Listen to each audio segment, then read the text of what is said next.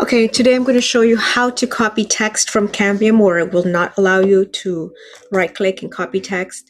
So you can grab that open-ended question and share it and move it over to your AI if you're going to be grading essays. It's a lot quicker, and I know some teachers have been really struggling with this. They've been taking pictures. So I'm going to show you a little shortcut how to be able to do that. So what we do is we're going to go to the Chrome store and we're going to add this extension. It's called Allow Copy Plus. I've already added it. Now here's the finicky part. You have to make sure it's enabled and make sure it's pinned. You have to see it right here. To save some time, I've already logged into the Texas assessment, the centralized reporting.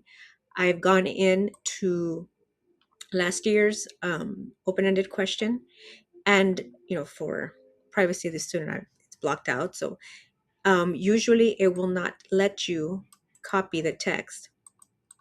So you have to actually enable the extension right here, and then it'll allow you to copy that. So we can go to, you can go to your Google Gemini, to ChatGPT, etc., etc.